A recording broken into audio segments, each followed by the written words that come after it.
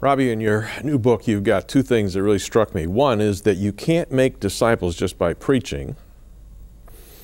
And let's talk about it one at a time. Let's take that one in first of all. What did you mean? You can't make disciples by just preaching. Yeah, well, let me define so people don't think. I've got a degree in preaching, so I think preaching is important. I think we need preaching and the exposition of the Word of God. But I would add preaching alone. Because so often we as pastors will get caught up and think that, and I hear this all the time, I'm making disciples week in and week out through preaching, and we are, and it's partly part of the discipleship process. But I think it's more than that, because I think you need intentionality. I think we need accountability. I think we need reproducibility. I was in school a couple years ago working on my doctorate, and I decided to email Avery Willis at the time, the late Avery Willis, about doing my dissertation on preaching to make disciples. I was interested in doing this. I thought it would be a really neat topic, and so I emailed him and I said, hey, what do you think about the topic? And his response in the email was priceless.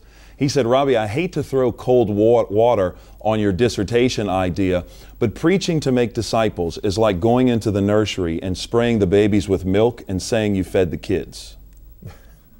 Yep. You're going to feed them somewhat, but they're not going to grow. They're not going to be healthy. Yep. And that got me thinking that preaching is a part of disciple making, but it's not all of disciple making. And I think the root of the problem is in Ephesians chapter 4:11 and following. And he gave the apostles, the prophets, evangelists, shepherds, and teachers, watch this, to equip the saints for the work of ministry.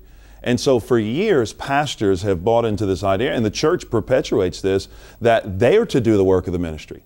And so whenever I speak to pastors, my challenge or my question is this: maybe the reason you're not seeing discipleship in your church is because you have been too busy executing the ministry yourself and not equipping others to do the work of ministry. Second thing is this, is that in your book you talked about the fact of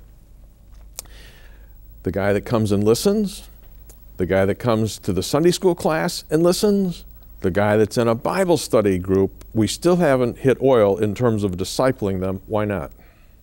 I'm going to say this with great humility, but I think one of the reasons we have a lot of misunderstanding with discipleship is because we have condensed it to an a la carte option on Sunday night, and we used to call it discipleship training.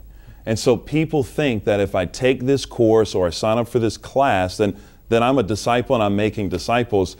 And discipleship is way more than a course or a class. It's the course of your life. It's not a class you sign up for, it's the course of your life. And it's active and engaging. And so it's not I come and listen and check in on Sunday or sit in a class and listen to a master teacher.